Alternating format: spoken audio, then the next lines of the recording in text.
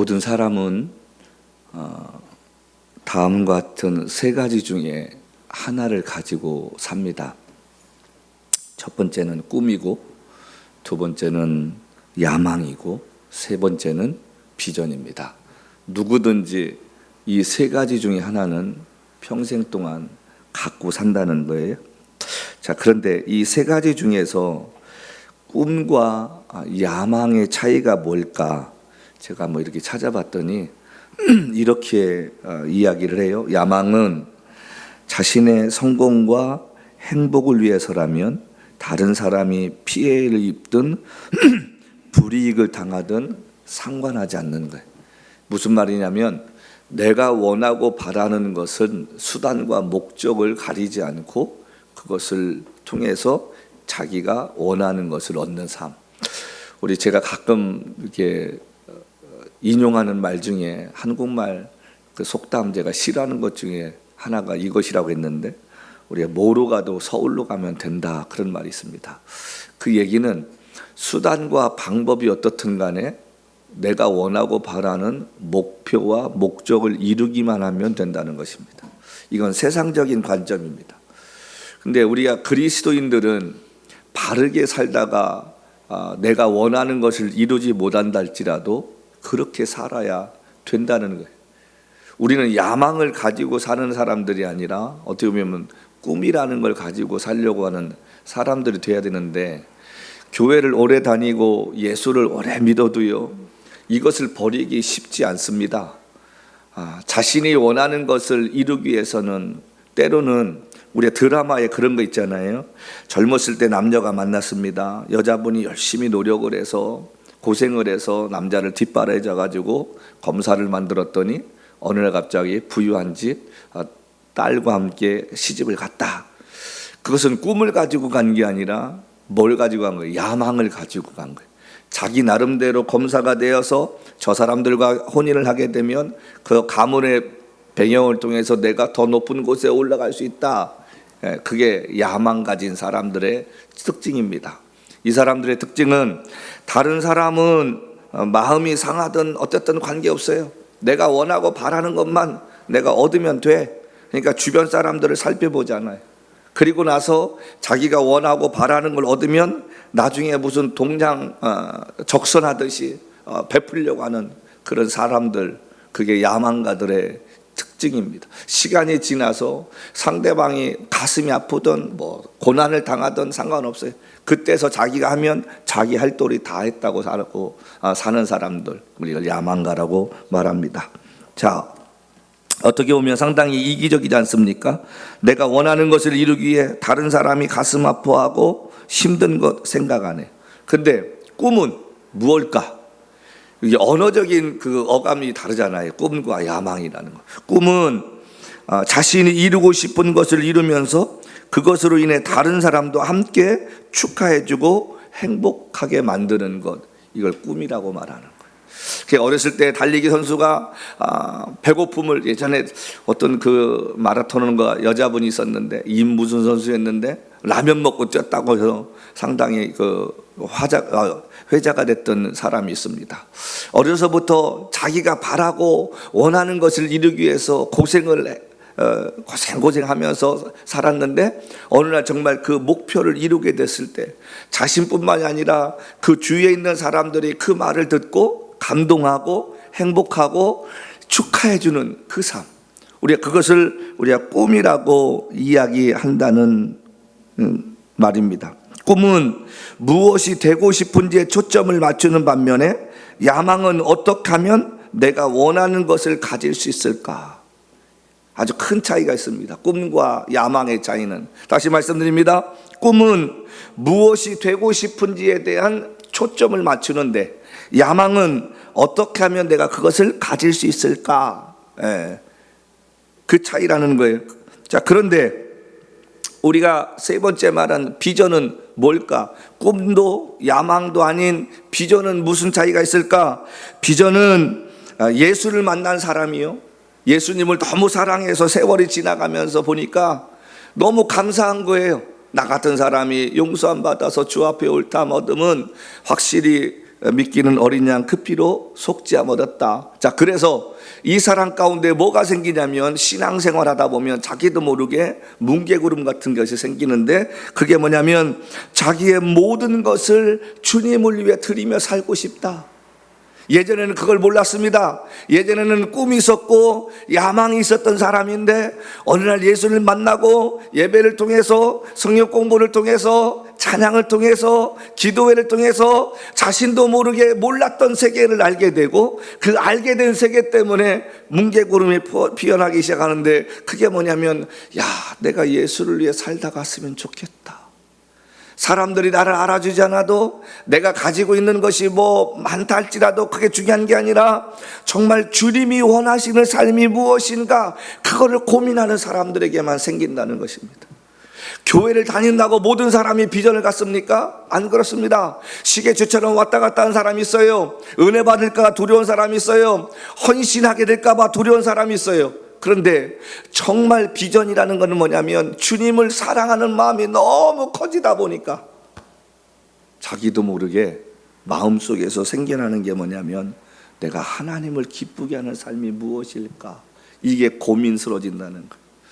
예전에 그 박진영 씨가 TV에 나와서 했던 말, 제가 참 이렇게 오래도록 지금 마음에 남는 게 뭐냐면, 박진영 그러면 아주 파격적인 의상을 입고 좀 약간 그걸 뭐라고 해야 돼요? 그 좀 이단아처럼 연예계에서 자기 색깔만을 나타내며 살았던 사람인데, 그가 어느 날 갑자기 어느 프로그램에 출연해가지고 이런 얘기를 해요. 자기는 인생 살아가면서 꿈이 있었다는 거예요. 그 꿈이 뭐냐면, 내가 젊은 나이에 몇 살 때 가서 얼마를 모으고 어떤 것을 이루고 싶다. 그래서 자기가 열심히 노력했다는 거예요. 자, 그런데 어느 날 딱 돼보니까 자기가 원하는 만큼의 액수보다도 더 많은 재산을 모았고 명예도 얻었어요. 자, 그러면 사람이 행복해야 할 거 아니에요. 자기가 원하는 걸 다 이뤘으니까 기뻐야 할 거 아니에요. 만족해야 할 거 아니에요. 자, 그런데 여러분, 꿈이라는 게 그런 건 것 같아요.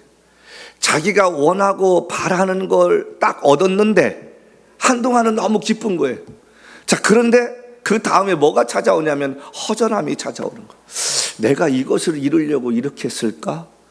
내가 이거를 가지려고 그렇게 지난 시간 동안 몸부림치고 사람들을 가슴 아프게 하고 힘들게 하고 내가 이렇게 살았을까? 허전함이 찾아오더라는 거예요. 여러분, 이게 정상 아닙니까? 세상 것은요, 가지면 가질수록 사람이 허무해지고요, 뭔가 모르게 시간이 지나면 허전해집니다. 자, 그래서 이 사람이 고민을 했다는 거예요. 그러면 내가 남은 인생을 어떻게 살아야지? 거기서 나온 결론이 뭐냐면, 존경받는 자의 삶을 살아보자.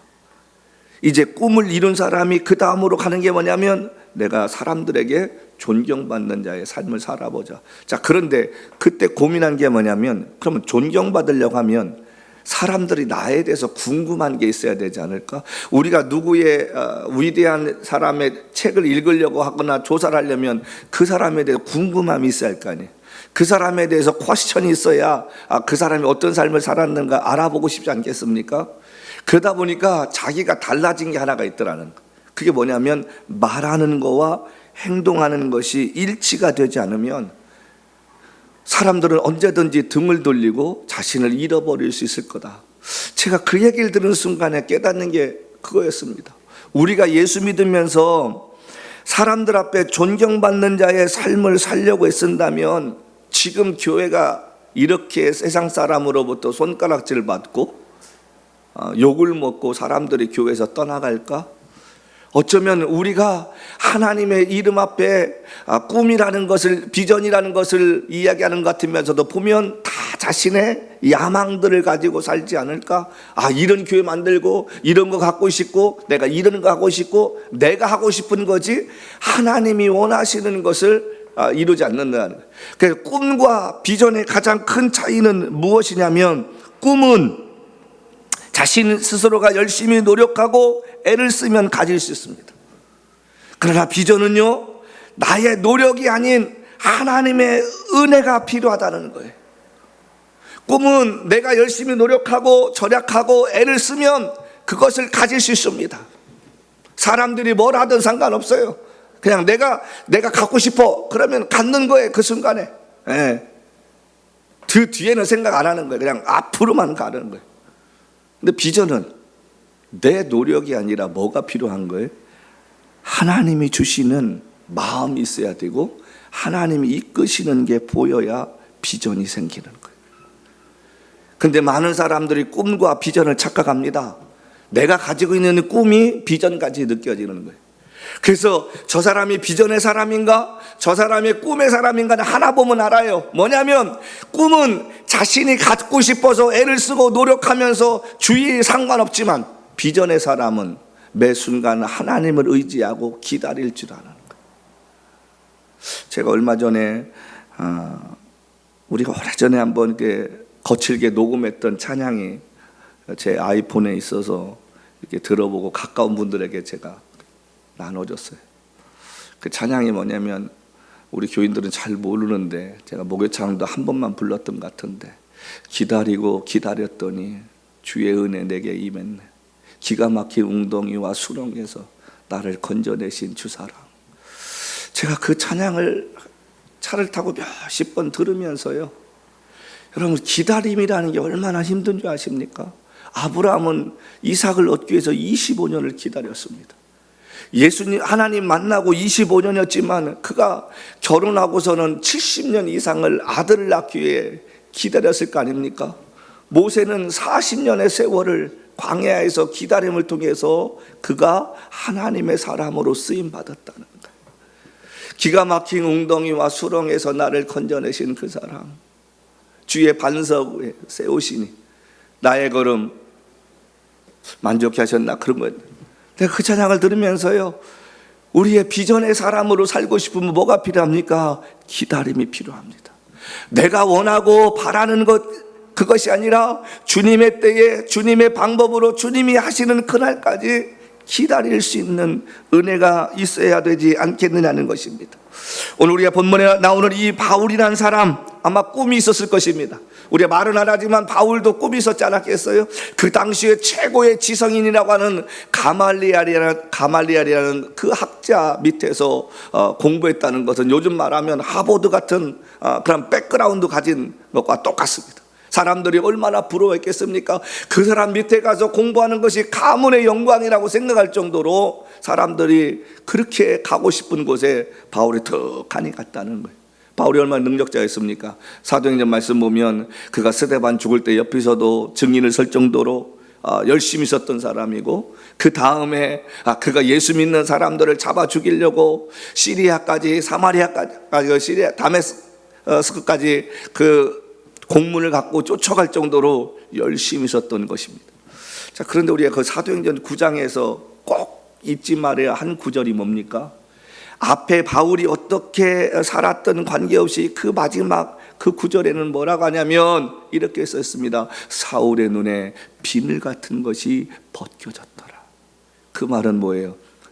꿈을 가지고, 야망을 가지고 살았던 사람이었어요. 그러니까 눈에 비늘 같은 게 있으니까 하나님이 제대로 보일 리가 없잖아요. 우리는 예수 믿으면서도 아직 비늘이 벗겨지지 않은 사람이 있습니다. 자신의 야망의 비늘, 자신의 고집, 자신의 생각, 그런 비늘들이 벗겨지니까 하나님을 제대로 알 수 없다는 사실입니다. 하나님을 제대로 알지 못하면 어떻게 해요? 자기 생각이 앞서는 거고 자기 뜻이 앞서는 거예요. 교회에서 승질 내고 자기 뜻이 안 맞으면 교회 나가버리고 교회 세우자 운동. 근데 비전의 사람은 어떻습니까? 누가 뭐라고 해도 그 길을 걸어간다는 거예요. 환경 때문에 어쩔 수 없이 목사님 제가 어쩔 수 없이 이렇게 하게 되었습니다. 그거는 꿈을 가진 사람들 얘기지. 비전의 사람은 자기 생각이 아니라 주님이 주신 사명을 가지고 가기 때문에 그 길을 끝까지 걸어가는데 편하지가 않는다는 거예요. 이 시대에 이런 비전의 사람들이 점점 줄어갑니다. 성도 여러분, 오늘 이 말씀을 가만히 보면요, 어떻게 해서 야망이 많았던 바울이란 사람이 비저너리가 되어서 오늘 이 본문에 나오는 말씀대로 고백할 수 있었을까 하는 것 한번 생각해 봤으면 좋겠습니다. 장래가 촉망되었던 이스라엘의 한 젊은이가 어떻게 비저너리로 바뀌어서 비전의 사람으로 바뀌어서 고난의 길을 그렇게 주저하지 않고 달려갈 수 있었을까? 무엇이 그의 인생을 바꿔놓았을까? 무엇이 그의 생각을 바꿔놓았을까? 우리는 그 해답을 사도행전 9장에서 찾습니다. 무슨 얘기입니까? 예수님을 만나는 사건이 그에게 있었다는 거예요. 이 사건은요, 한 사람의 인생을 바꿨다는 게 아닙니다. 기독교의 물줄기를 바꿔놓을 정도로 놀라운 하나님의 역사의 그런 출발점이었다는 거예요. 사람들은 자신의 꿈을 이루길 바라고 살았습니다. 또 지금도 그렇게 삽니다. 근데 여러분과 제가 원하는 거 다 얻었더니 만족하십니까? 그것이 평생 그렇게 갈 것 같아요? 세월이 지나면요, 정말 하나님의 사람이고 하나님의 사랑을 입은 사람은 어딘가 모르게 찾아오는 허전함이 있습니다. 무엇에 대한 허전함일까요? 하나님을 기쁘시게 해야 되는데 라는 허전함이 찾아오게 됩니다. 그래서 꿈을 이루면 행복할 것 같은데 그 행복이 얼마나 갈까요? 자신이 이룬 꿈은 그렇게 오래 가지 않습니다. 정말 하나님의 사람이면 허전함이 느껴져야 되고 목마름이 느껴져야 된다는 것. 우리가 바울의 삶을 통해서 한 가지 깨달아야 할 게 뭐냐면, 하나님을 오래 믿어도 구원자 되시는 예수를 바르게 만나지 못하면 교인으로 끝나는 삶의 사람으로 산다는, 변화되지 못한다는 것. 교회를 오래 다녀도 예수를 제대로 만나지 못하면 사람이 인색해집니다. 열정이 없어집니다. 습관적인 교인이 되고요, 자꾸 지적질하고 환경에만 의지하며 삽니다. 예수를 만나야 그 안에 비전이 싹트기 시작합니다. 아까 우리 부른 찬양이 있지 않습니까? 주를 찬양하리 온 마음 다해 시로 주를 송축하리라. 저희가 35년 전에 불렀던 찬양이었어요. 젊은 아이들과 저희 교회가 그때 한 200명이 넘어가는 그 아이들을 데리고 찬양을 하며 토요일마다 그들이 예배당에 모여서요, 거의 한 2km 되는 거리를 찾아와서 함께 찬양하고 예배 마치면 가서 운동하고 짜장면 먹던 그 시절에 불렀던 찬양이었는데, 어느덧 그 아이들이 벌써 40대 중반이 되는 어른이 되어서 각자 교회에서 주를 섬기는 그 모습들 보면 그들 가슴에 때로는 세월이 지나면서 예전에 찬양했던 그 삶이 그리워지지 않겠습니까? 비전의 사람은 무엇이 생깁니까? 은혜 받았던 그 자리가 생각이 난다는 거예요. 우리가 하나님을 섬기면서 정말 오래 교회 다녀도 종교인으로 끝나는 것이 아니라 비전어리가 되어서, 비전의 사람이 되어서 어떻게 하면 내 인생 하나님이 기뻐하시는 삶으로 살다 갈 것인가를 날마다 고민하는 사람들이 되어야 되지 않겠느냐 하는 말입니다. 꿈이 있든 야망이 있든 다 좋습니다. 그러나 예수 안에서는 그 모든 것들이 무엇으로 바뀌어야 된다는 거예요? 비전의 사람으로 바뀌어야 된다는 거예요. 에베소를 거쳐서 예루살렘으로 가길 원했던 그 바울의 마음에는 그 당시에 예루살렘이 가문과 기근으로 인해서 상당히 힘들었던 시기였습니다. 그래서 바울이 마케도니아 인근에 있는 교회들로부터 선교 헌금을 받았어요. 그래서 그거를 전달해야겠다는 생각이 그 안에 있었습니다. 그러면서 바울은 무슨 생각을 했냐면, 내가 이번에는 마지막 여행인 3차 전도여행 끝에 예루살렘을 거쳐서 로마를 좀 봐야겠다. 근데 이미 바울이 이 이야기를 하기 전부터 주님은 바울을 통해서 로마에 가서 복음을 전하게 하시려고 하는 그런 비전이 주님에게 있었다는 사실입니다. 그래서 바울이 그 마음을 품고 바울이 주님 앞에서 자기가 남은 인생을 어떻게 살아야 할 것인가 생각해 보았더니 그것이 바로 로마를 봐야겠는데, 왜 로마를 봐야 됐을까? 그 당시에 로마는 세계의 중심지라고 생각을 했습니다. 그곳에 가서 복음을 전하면 세계 만방에 복음이 퍼질 것 같다는 그 비전이 바울의 마음속에 있었다는 거예요. 그러니까 다시 말씀드립니다.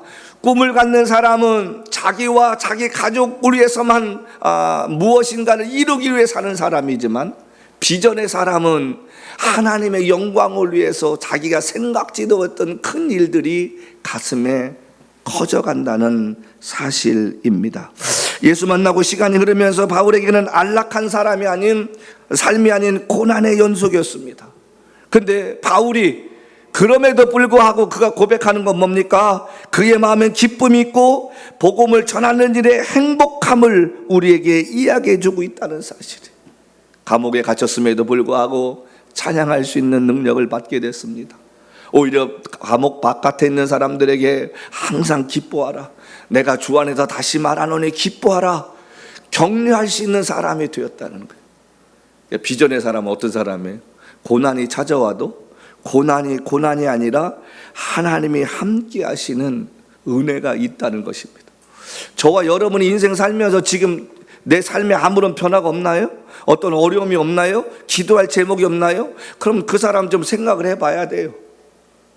하나님의 사람이고 비전의 사람이면 날마다 하나님이 기도하게 만드시고, 날마다 하나님의 일을 생각하게 만드시고, 때로는 그 일 때문에 고난을 당해도 지치지 않고 행복하고 기뻐할 수 있는 삶으로 바뀐다는 사실입니다.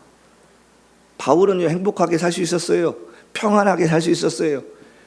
고난을 자초하지 않아도 될 수 있는 사람이었습니다. 그럼에도 불구하고 바울은 매를 맞고 배가 부서져서 바닷속에서 몇 날 며칠을 풍랑 속에 헤매고 살았을지라도 그는 낙심하지 않았습니다. 절망하지 않았습니다. 이게 비전의 사람의 모습입니다. 우리 조금만 어려우면 하나님이 살아계시네, 안 계시네, 나를 버리셨네, 나를 생각하시네, 이렇게 얘기하잖아요. 근데 비전의 사람은 고난이 올수록 내적으로 강해집니다. 왜요? 하나님 바라보고 하나님 의지하면서 어떻게 살아야겠느냐, 그가 기도하기 때문이라는 사실입니다. 우리가 바울의 삶에서 귀한 교훈 하나를 발견하는데, 그거는 비전을 품고 사는 사람에게는 원하지 않는 고난이 찾아와도 마음의 평안함과 감사함이 생긴다는 사실입니다. 내가 감당할 수 없고 이겨낼 수 없을 것 같은 일들이 하나님의 능력으로 그것이 극복해져 가는 것을 경험하게 되고, 마침내 하나님이 영광을 받으시게 된다는 사실입니다. 비전을 갖고 사는 사람은 어려움을 두려워하지 않고 앞만 향해 나가며 하나님 영광을 위해 살려고 애쓴다는 것입니다. 오늘 여기 말씀 보면요, 21절, 이 일이 있은 후에, 무슨 일입니까? 에베소에서 바울이 복음을 전하다가 이제 핍박받는 그 소동을 일어나게 만드는데, 여기 그 말씀 보면 여기 지금 마게도냐와 아가야를 거쳐 예루살렘에 가기로 작정했다. 여기 작정했다. 이 작정했다는 그 헬라어의 원어의 뜻은 뭐냐면 성령 안에서 결정하였다라는 뜻입니다. 에테토 엔토 푸니마티라는 이 단어인데요, 이 문장인데, 이 문장은 아까 말씀드린 대로 내가 생각한 게 아니라 예루살렘에 가기로 작정했다는 이 말은 무슨 말입니까? 하나님께서 성령을 통해서 그것을 결정하게 하셨다는 거예요. 그러니까 내가 원하고 바라는 것이 아니라 성령께서 이미 작정하셨기 때문에 그 길을 당연히 가야 한다는 거예요. 비전의 사람들의 특징은 내가 가고 싶은 것이 아니라 주님이 보내시는 그 길을 걸어가는 사람들을 말합니다. 꿈이 있는 사람은 그렇지 않잖아요. 자기가 싫으면 안 해요. 자기가 손해볼 것 같으면 안 합니다. 근데 자기가 저걸 얻으면 이익 되겠다 그러면 물불 가리지 않는 거예요. 그러나 비전의 사람은 그렇지 않다는 것입니다. 내 유익과 상관없이 성령이 이끄시면 가야 되는 삶, 그게 비전의 사람의 삶이라는 이야기입니다. 자, 그래서 여기 뭐라고 합니까? 예루살렘으로 가기로 작정했다. 마음이 정해졌다는 거예요. 근데 우리가 이 사도행전 보면 알겠지만 예루살렘에 바울이 가까워지면 가까워질수록 사람들이 뭐라고 그래요?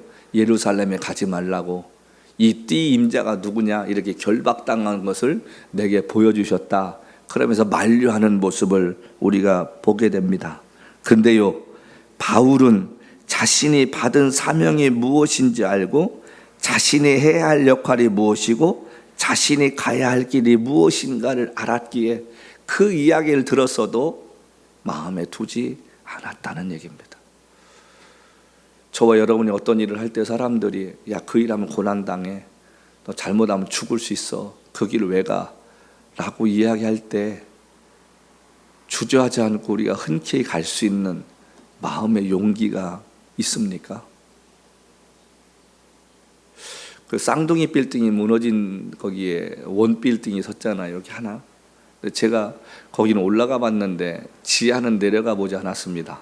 근데 지하에는 그 9.12 사태 있었던 그런 여러 가지 전시물이 있는데 소방차도 있고 경찰차도 있고 부서진 그 잔해의 모습으로 있는 여러 가지들이 있다는 거예요.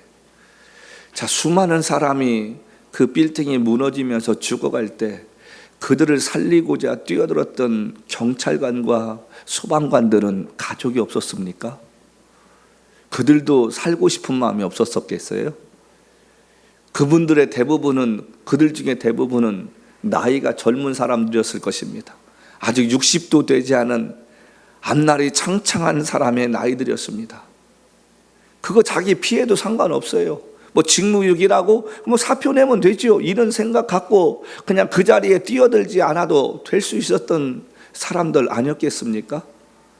그럼에도 불구하고 자신들이 입었던 그 제복에 대한, 여러분, 그 사명감, 경찰관이 입은 제복과 소방관이 입은 제복이 한 사람의 생명을 살리기 위해 자신의 몸을 아낌없이 버리는 그런 용기 있는 사람이었다면 적어도 우리가 그리스도인의 옷을 입고 사는 우리들의 삶도 세상 속에서 사람을 살리고 세상 사람들 앞에서 부끄럽지 않는 비전의 사람으로 살아야 되지 않겠느냐는 사실입니다.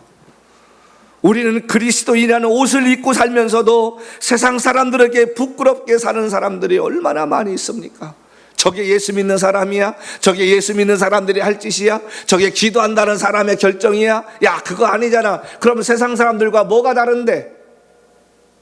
그럼 비난받는 사람으로 살지는 말아야 되지 않겠습니까? 바울은 자신이 가야 할 길이 어떤 것이고 그 길이 때로는 생명을 잃은다 할지라도 주께서 주신 사명 그 일을 위해 자신의 목숨을 아끼지 않는다고 고백했던 것처럼 나의 달려갈 길과 주 예수께 받은 사명 곧 은혜의 복음을 증가하는 일에 나의 생명을 조금도 귀하게 여기지 아니하노라.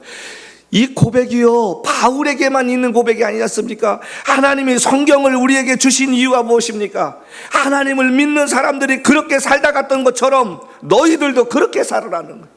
내가 거룩하니 너희도 거룩하라는 것처럼 예수의 홀라당 미쳐서 자신의 삶을 드렸던 사람들처럼 너희도 그렇게 살으라는 것입니다.